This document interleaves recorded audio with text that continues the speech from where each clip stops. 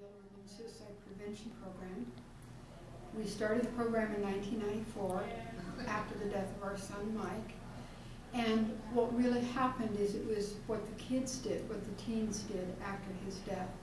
He was known for driving a bright yellow 1968 Ford Mustang, and teens began to bring us not only every kind of yellow flower, but girls began to use yellow ribbons in their hair and around their wrists.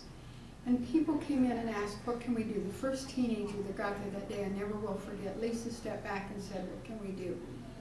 And I answered her from my heart, and I'm saying to each and every one of you today, what you can do is please don't do this. Please don't do suicide. Please don't attempt it, don't try it, don't think about it. Please don't. You're too precious, you're too important. Somebody loves you. But what we ask is for you to talk to somebody, to go talk to somebody. And that's what we said to those teens. Go talk to the principal, the assistant principal, Father Joe, down on the corner, Ed the resource officer. Please talk to somebody. And the kids heard us over and over and over. We said those words all that day, that night, the next day.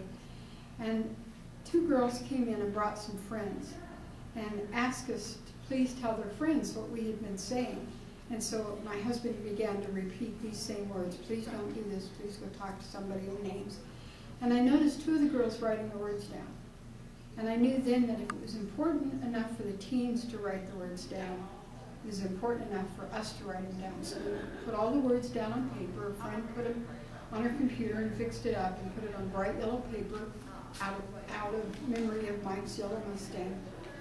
And at his service, 500 of those little slips of paper of help and hope, bright yellow with yellow ribbons on them, were there in a basket.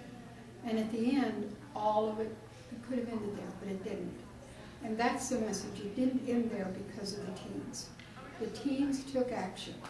They began to mail those little pieces of paper to friends and loved ones they cared about. And 3 weeks to the day after Mike's services, we got a call from a high school teacher in another state.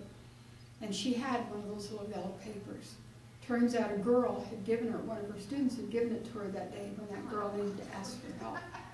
And the teacher called and asked, how can she get the Yellow Ribbon program in her school? And my husband on the other end of the phone, we didn't know the teens were mailing these papers, said, or what? And that's how the program began.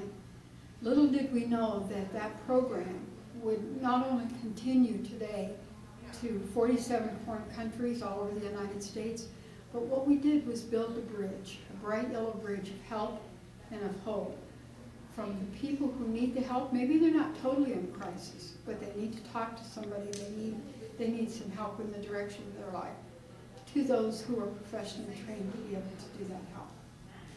So we teach people how to be a link. We don't ask anybody to be a counselor. That's not your role. That's not your job. We ask you to be a link and help somebody who just needs to find their way.